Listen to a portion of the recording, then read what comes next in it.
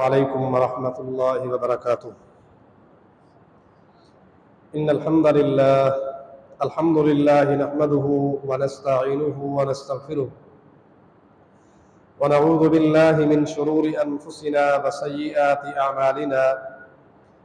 من يهده الله فلا مضل له ومن يضلل فلا هادي له، وأشهد أن لا إله إلا الله وحده لا شريك له، وأشهد أن محمدًا عبده ورسوله.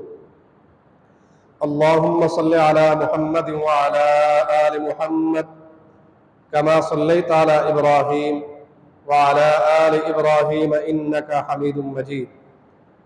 اللهم بارك على محمد وعلى آل محمد كما باركت على إبراهيم وعلى آل إبراهيم إنك حميد مجيد. أما بعد، فإن خير الحديث كتاب الله، وخير الهدي هدي محمد صلى الله عليه وسلم، وشر الأمور محدثاتها، وكل محدثة بدعة، وكل بدعة ضلالة، وكل ضلالة في النار.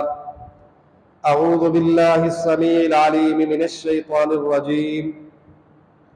إن المسلمين والمسلمات والمؤمنين والمؤمنات والقانتين والقانتات والصادقين والصادقات والصابرين والصابرات والخاشعين والخاشعات والمتصدقين والمتصدقات والصائمين والصائمات والحافظين فروجهم والحافظات والذاكرين الله كثيرا والذاكرات أعد الله لهم مغفرة وأجرا عظيما. رب اشرح لي صدري ويسر لي أمري واحلل عقدة من لساني يفقهوا قولي. رب زدني علما رب زدني علما. مختصر حمد و ثنا اور درود و سلام کے بعد اللہ رب العالمین سے دعا ہے کہ جو آیت کریمہ آپ احباب کے سامنے تلاوت کی، اللہ رب العالمین اس کا صحیح معنی اور مفہوم بیان کرنے کے بعد ہم سب کو اس پر عمل کی بھی توفیق نصیب فرمائے۔ سیدہ ام سلمہ رضی اللہ تعالی عنہا ام المؤمنین ہے۔ نبی علیہ السلام سے سوال کرتی ہیں کہ اللہ کے پیغمبر یہ بتلائیے کہ قرآن مجید میں جتنے بھی احکامات نازل ہوتے ہیں ان تمام احکامات میں اللہ رب العالمین مردوں سے مخاطب ہوتے ہیں، جبکہ عورتوں کو کوئی خاص طور پر خطاب نہیں کیا جاتا۔ مثلا فرمایا یا ایھا الذین آمنوا کتب علیکم الصیام، اے ایمان والو تمہارے اوپر رمضان المبارک کے روزے فرض کر دیے گئے۔ اگرچہ اس حکم میں عورتیں بھی مردوں کے ساتھ برابر کی شریک ہیں، لیکن خطاب صرف مردوں کو ہے۔ نماز کا حکم ہوا اقیموا الصلاۃ، خطاب مردوں کو ہے۔ آتوا الزکاۃ، زکوٰۃ ادا کرو، خطاب مردوں کو ہے۔ ان اللہ یحب المحسنین، خطاب مردوں کو ہے۔ تو قرآن مجید کے جو بیشتر احکامات ہیں اللہ رب العالمین مردوں سے مخاطب ہو کر ان کا ذکر فرماتے ہیں، عورتوں کو کیوں نہیں؟ اگرچہ اس حکم میں وہ بھی شریک ہے۔ تو ام المؤمنین سیدہ ام سلمہ رضی اللہ عنہا فرماتی ہیں کہ نبی علیہ السلام نے ہمیں کوئی جواب نہ دیا، آپ خاموش ہو گئے۔ کچھ دن گزرنے کے بعد، کچھ وقت گزرنے کے بعد میں نے منبر سے ایک خطبہ سنا. نبی علیہ الصلوۃ والسلام منبر پر جلوہ افروز ہے اور ایک خطبہ دے رہے ہیں. اس خطبے میں نبی علیہ الصلوۃ والسلام نے یہی آیت مبارکہ پڑھی جو ابھی میں نے آپ کے سامنے تلاوت کی کہ ان المسلمین والمسلمات والمؤمنین والمؤمنات. نبی علیہ الصلوۃ والسلام نے یہ پوری آیت اس خطبے میں پڑھ ڈالی. اس کا ترجمہ کیا ہے کہ بے شک مسلمان مرد اور مسلمان عورتیں، والمؤمنین والمؤمنات، مومن مرد اور مومن عورتیں، والقانتین والقانتات، فرما بردار مرد اور فرما بردار عورتیں، والصادقین والصادقات، سچ بولنے والے مرد اور سچ بولنے والی عورتیں، والصابرین والصابرات، صبر کرنے والے مرد اور صبر کرنے والی عورتیں، والخاشعون والخاشعات، اللہ سے ڈرنے والے مرد اور اللہ سے ڈرنے والی عورتیں، والمتصدقین والمتصدقات، خرچ کرنے والے مرد اور خرچ کرنے والی عورتیں، والصائمین والصائمات، روزہ رکھنے والے مرد اور روزہ رکھنے والی عورتیں، والحافظین فروجہم والحافظات، اپنی عزت کی حفاظت کرنے والے مرد اور اپنی عزت کی حفاظت کرنے والی عورتیں، والذاکرین اللہ کثیرا والذاکرات، کثرت سے اللہ کا ذکر کرنے والے مرد اور کثرت سے اللہ کا ذکر کرنے والی عورتیں. ان سب کے لیے اللہ نے بخشش اور اجر عظیم کا اہتمام کیا ہے. یہ آیت نبی علیہ السلام نے خطبے میں بیان فرما دی. جو مسئلہ آج ہم نے سمجھنا ہے وہ یہ ہے کہ اس آیہ مبارکہ میں جتنے بھی اوصاف ذکر ہوئے، جتنے اوصاف بیان ہوئے، ہر وصف روزے کے ذریعے انسان اس کو اختیار کر سکتا ہے. رمضان المبارک کے اس بابرکت مہینے میں روزے کے ذریعے، روزے کے سبب سے ہر وصف، ہر خوبی انسان اپنے اندر پیدا کر سکتا ہے. یہ وہ صفات ہے، وہ اوصاف ہے جو ہر ایک روزے دار بخوبی جان بھی سکتا ہے، اختیار بھی کر سکتا ہے. آئیے ذرا دیکھتے ہیں.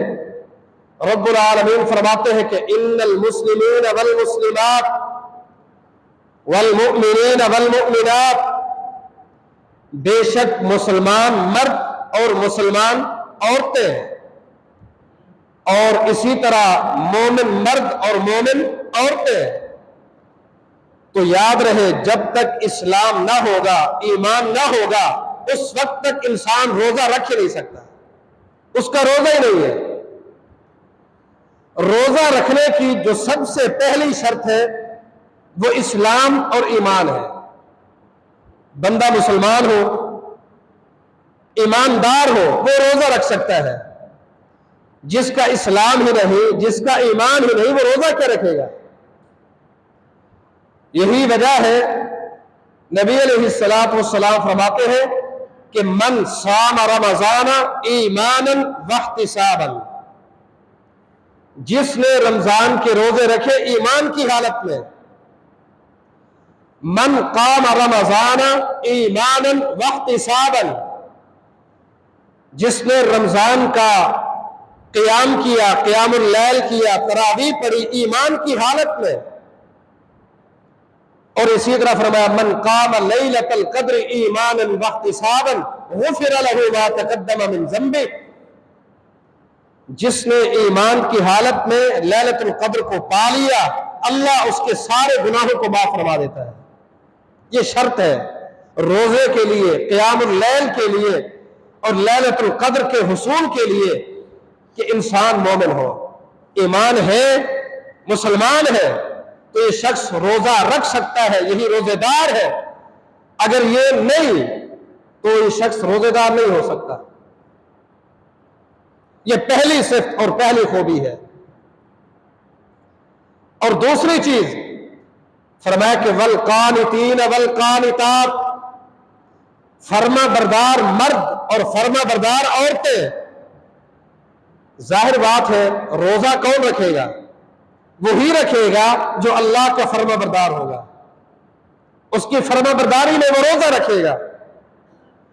نافرمان شخص روزہ کب رکھ سکتا ہے؟ رکھے گا روزہ وہی رکھے گا جو فرما بردار ہوگا، چاہے وہ مرد ہو یا عورت. جو نافرمان ہے وہ کبھی بھی روزہ نہیں رکھتا. دوسرے لفظوں میں جو روزہ نہیں رکھتا وہ رب العالمین کی نافرمانی کرتا ہے، اس کا نافرمان ہے. فرما بردار ہے وہ شخص، وہ مرد وہ عورت جو روزے دار ہے. والقانتین والقانتات، اور اس کا دوسرا معنی قیام کرنے والے مرد اور قیام کرنے والی عورتیں. قیام کون کرے گا؟ تراویح کون پڑھے گا؟ تہجد کون پڑھے گا؟ قیام اللیل کون کرے گا؟ ظاہر بات ہے جو روزہ رکھتے ہیں وہ تراویح کا اہتمام بھی کرتے ہیں، وہ قیام اللیل کا اہتمام کرتے ہیں. جو روزہ ہی نہیں رکھتے وہ قیام اللیل کیا ادا کریں گے؟ اور آگے فرمایا کہ والصادقین والصادقات، سچ بولنے والے مرد اور سچ بولنے والی عورتیں. روزہ ہمیں یہ درس دیتا ہے، یہ سبق دیتا ہے، ہمیں تربیت دیتا ہے کہ روزے دار کو ہمیشہ سچ بولنا چاہیے، چاہے روزہ ہو یا نہ ہو. کیوں؟ نبی علیہ السلام کا فرمان ہے کہ من لم یدع قول الزور والعمل به فلیس للہ حاجۃ فی ان یدع طعامہ وشرابہ. جو شخص لغو عمل کو نہیں چھوڑ سکتا، لغو بات کو نہیں چھوڑ سکتا، اس کا سارا دن بھوکا یا پیاسا رہنا اللہ کو اس کی کوئی ضرورت نہیں ہے. اور حیرت کی بات تو یہ ہے کہ یہ نہیں کہا کہ اللہ کو اس کے روزے کی کوئی ضرورت نہیں ہے، فرمایا اس کے بھوکے اور پیاسے رہنے کی کوئی ضرورت نہیں، سوائے بھوک اور پیاس کے اس کو کچھ بھی حاصل نہیں ہونے والا. جو شخص نہ لغو عمل چھوڑتا ہے نہ لغو بات کو چھوڑتا ہے. تو روزہ ہمیں یہ درس دیتا ہے، ہمیں یہ سبق دیتا ہے کہ جس طرح روزے کی حالت میں تم خصوصی طور پر جھوٹ سے اجتناب کرتے ہو، بچتے ہو، سچ بولتے ہو، روزے کے علاوہ بھی سچ بولا کرو. کیوں؟ روزہ ایک ڈھال ہے، روزہ ایک ڈھال ہے. نبی علیہ السلام فرماتے ہیں کہ الصوم جنۃ ما لم یخرق. روزہ جہنم سے بچنے کے لیے ایک ڈھال ہے، جب تک اس کو پھاڑا نہ جائے، اس کو توڑا نہ جائے. اس کا توڑنا، اس کا پھاڑنا کیا چیز ہے؟ فرمایا کہ ایک روزے دار روزے کی حالت میں جھوٹ بولتا ہے، اس کو سوراخ ہو جاتا ہے. کسی کی غیبت کرتا ہے، اس کو سوراخ ہو جاتا ہے. کوئی لغو عمل کرتا ہے، اس کو سوراخ ہو جاتا ہے. کوئی لغو بات کرتا ہے، اس کو سوراخ ہو جاتا ہے. نتیجتاً وہ ڈھال نہیں رہتی، ایک ڈھانچہ باقی رہ جاتا ہے. تو روزہ ایک ڈھال ہے، اس کو ڈھال کی حیثیت سے اس کی حفاظت کرو. کہیں ایسا نہ ہو کہ سارا دن کی بھوک اور پیاس اور شام کو نتیجتاً ہم نام کے روزہ دار تو ہوں لیکن پلے میں کچھ نہ ہو. فرمایا والصادقین والصادقات، یہ روزہ ہمیں سبق دیتا ہے، درس دیتا ہے کہ ایک روزے دار جس طرح روزے کی حالت میں پابندی کرتا ہے سچ بولنے کی، روزے کے علاوہ بھی اسے سچ بولنا چاہیے.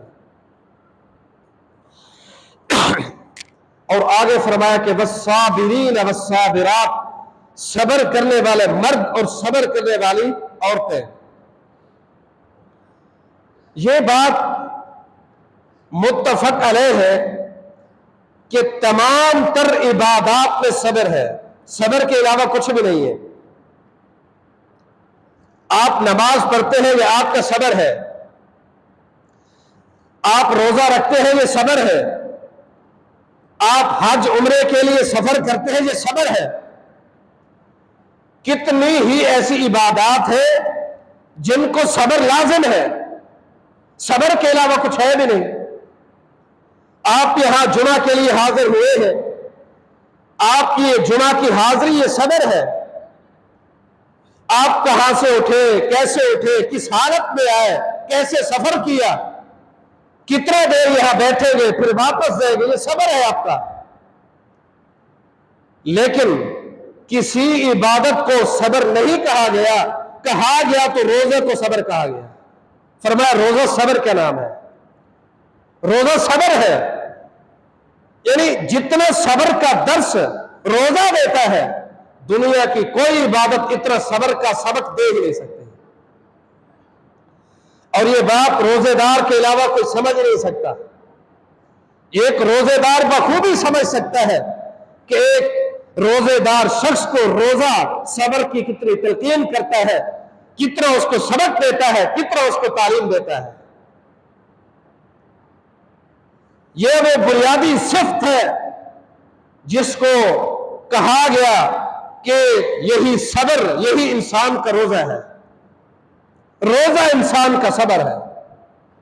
والصابرین والصابرات، تو ایک روزے دار کو جس طرح روزے کی حالت میں صبر سے کام لینا ہوتا ہے، روزے کے علاوہ بھی ایک روزے دار کو روزے کی دوسری اس کی اپوزٹ مخالف سمت میں بھی اس پہلو کو اختیار کرنا چاہیے.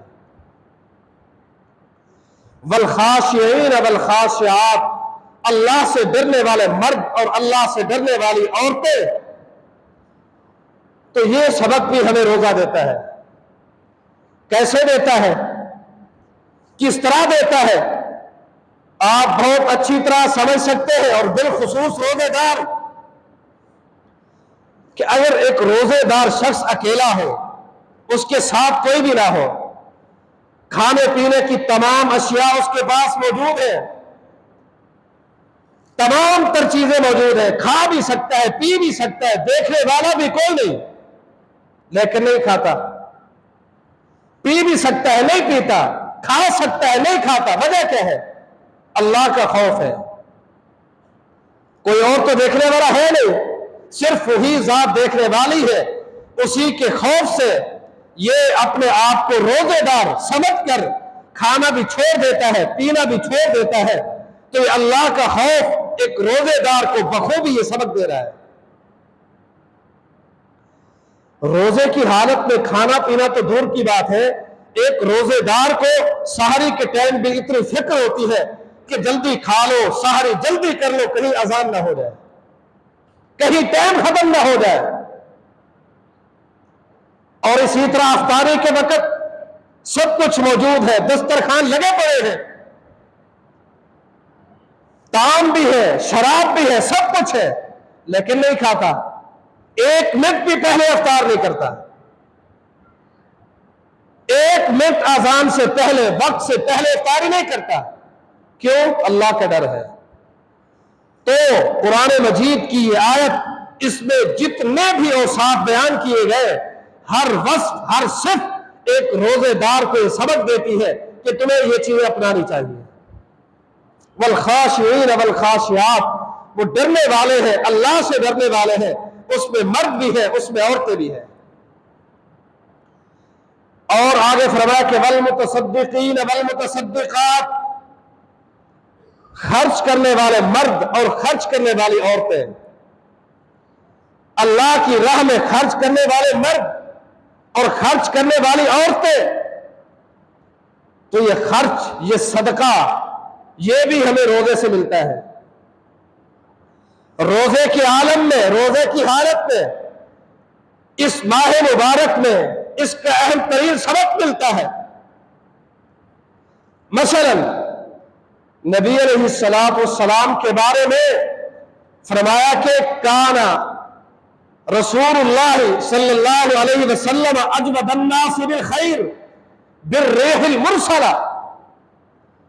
کہ پورا سال نبی علیہ السلام سخاوت کرتے تھے، اور بالخصوص جب رمضان المبارک کا مہینہ شروع ہوتا، صحابہ فرماتے ہیں کہ نبی علیہ السلام چلتے ہوئی تیز ہواؤں، تیز آندھیوں، طوفان سے بھی زیادہ سخاوت میں آگے بڑھتے تھے، بے حد سخاوت کرتے تھے۔ تیز ہوائیں بھی آپ کی سخاوت کا مقابلہ نہیں کر سکتی تھی اس ماہ مبارک میں۔ ویسے پورا مہینہ، پورا سال آپ سخاوت کرتے، خرچ کرتے تھے، حتیٰ کہ غزوہ حنین سے واپس پلٹتے ہوئے نبی علیہ السلام نے جب مال تقسیم کرنا شروع کیا، مال غنیمت تقسیم ہو رہا ہے، لوگ لے رہے ہیں، مال ختم ہو گیا، لینے والے باقی ہیں، آپ نے فرمایا لوگوں مال ختم ہو گیا، جو تھا وہ میں نے تقسیم کر دیا۔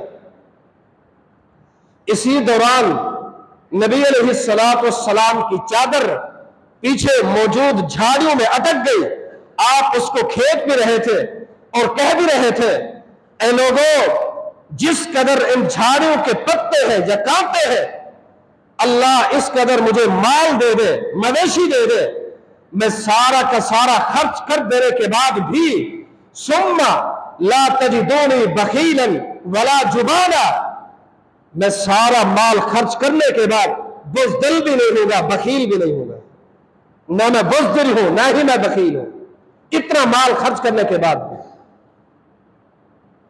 یہ عالم تھا، یہ آپ کی سخاوت کا عالم تھا، اور بالخصوص رمضان المبارک کے اس مہینے میں صحابہ کیا فرماتے ہیں کہ تیز ہوائیں، تیز آندھیاں بھی آپ کی سخاوت کا مقابلہ نہ کر سکتے۔ والمتصدقین والمتصدقات، خرچ کرنے والے مرد اور خرچ کرنے والی عورتیں۔ اسی لیے تو شریعت نے جو زکوٰۃ کا نصاب مقرر کیا ہے، سالانہ جو زکوٰۃ دی جاتی ہے، اور اس کے ساتھ ہی جو صدقۃ الفطر ہے، اس کو رمضان المبارک میں رکھا ہے، اس کا انگریزی سال سے تعلق نہیں ہے۔ اس مہینے میں خرچ کرو، بالخصوص اس مہینے میں خرچ کرو۔ اور آگے فرمایا کہ والصائمین والصائمات، روزہ رکھنے والے مرد اور روزہ رکھنے والی عورتیں۔ ہر روزے دار اس بات کو بہت اچھی طرح سمجھ سکتا ہے کہ روزہ انسان کو کتنے سبق دیتا ہے، کتنے دروس دیتا ہے، کتنی تعلیم دیتا ہے۔ والحافظین فروجہم والحافظات، اپنی عزت کی حفاظت کرنے والے مرد اور اپنی عزت کی حفاظت کرنے والی عورتیں۔ یہ بھی روزہ ہمیں سبق دیتا ہے۔ ایک روزے دار یہ چیز اچھی طرح جانتا ہے کہ نبی علیہ السلام کا فرمان ہے من استطاع منکم الباء فلیتزوج، تم میں سے جو شادی کی طاقت رکھتا ہو وہ شادی کرے، اور اگر شادی کی طاقت نہ ہو تو فرمایا کہ پھر روزے رکھو، پھر روزے رکھو۔ کیوں؟ اس لیے کہ فَإِنَّهُ أَحْسَنُ لِلْفَرْجِ، تمہاری شرمگاہوں کی، تمہاری عزت کی حفاظت کا بہترین سبب ہے روزہ، تمہاری عزت کا بہترین محافظ ہے روزہ۔ روزہ رکھ کر اپنی عزتوں کی حفاظت کرو۔ والحافظین فروجہم والحافظات، حفاظت کرنے والے اپنی عزت کی مرد بھی ہیں اور عورتیں بھی ہیں۔ والذاکرین اللہ کثیرا والذاکرات، اور کثرت سے اللہ کا ذکر کرنے والے مرد اور کثرت سے اللہ کا ذکر کرنے والی عورتیں۔ یہ سبق بھی ہمیں روزے میں ملتا ہے کہ ایک روزے دار جب فارغ وقت میں بیٹھتا ہے، فارغ وقت ہوتا ہے، تو وہ اللہ کے ذکر کو غنیمت جانتا ہے، کبھی قرآن کی تلاوت کرتا ہے، کبھی ذکر اذکار میں مشغول ہوتا ہے، کبھی دعا میں مصروف ہو جاتا ہے، اپنے وقت کو ضائع نہیں کرتا۔ تو یہ جو صفات اوصاف قرآن مجید کی اس آیت میں بیان ہوئی، فرمایا جو شخص ان اوصاف کو اختیار کر لے گا، اپنا لے گا، ان کے لیے انعام کیا ہے، اجر کیا ہے، صلہ کیا ہے؟ فرمایا ان کے لیے اللہ نے مغفرت، بخشش کا اعلان کر رکھا ہے، ان کے لیے معافی کا اعلان ہے، وَأَجْرًا عَظِيمًا، اور اجر عظیم کا اعلان ہے، اجر نہیں، اجر عظیم کا اعلان ہے۔ جو لوگ ان اوصاف کے حامل ہیں ان اوصاف کو اختیار کر لیتے ہیں۔ اور یہ جتنے اوصاف یہاں بیان ہوئے سورہ احزاب کی 35 نمبر آیت میں، ان اوصاف میں سے صرف ایک وصف ایسا ہے، ایک وصف ایسا ہے جس کے متعلق شریعت نے ہمیں خاص ترغیب دلائی، بطور خاص ہماری توجہ اس طرف دلوائی۔ مثلا قرآن مجید نے کہا کہ جب انسان کی موت کا وقت قریب آتا ہے، فرشتے کو دیکھ لیتا ہے، وہ ملک الموت آ چکا، تو اب کون سی نیکی ہے، کون سی خوبی ہے، کون سی صفت ہے جس کی انسان خواہش کرے کہ میری یہ خواہش پوری ہو جائے؟ تو قرآن نے کہا صرف ایک ہی صفت ہے جس کا انسان مطالبہ کرے گا، اور وہ کیا کہ لولا اخرتنی الی اجل قریب فاصدق واکن من الصالحین، کیوں نہیں مجھے تھوڑی دیر مہلت مل جاتی تاکہ میں کچھ صدقہ کر کے، میں کچھ خرچ کر کے میں نیک لوگوں میں سے ہو جاؤں۔ تو انسان کو بالخصوص اس ماہ مبارک میں اور بالعموم پورا سال اس خیراتی کام میں، اس صدقات و خیرات کے سلسلے میں ہمیشہ حصہ لینا چاہیے، اور بالخصوص اس ماہ مبارک میں، کیونکہ نبی علیہ السلام خرچ کرنے کے سلسلے میں، خیرات کے سلسلے میں تیز آندھیوں سے بھی زیادہ اس مہینے میں سخاوت کیا کرتے تھے، تیز ہوائیں بھی آپ کا مقابلہ نہیں کر سکتے تھے۔ بہرحال یہ چند اوصاف آپ احباب کے سامنے رکھے۔ اللہ رب العالمین سے دعا ہے جو سنایا اللہ ہمیں عمل کی توفیق نصیب فرمائے، اللہ یہ اوصاف ہمیں اپنانے کی توفیق نصیب فرمائے۔ اقول قولی ھذا وما علی الا البلاغ۔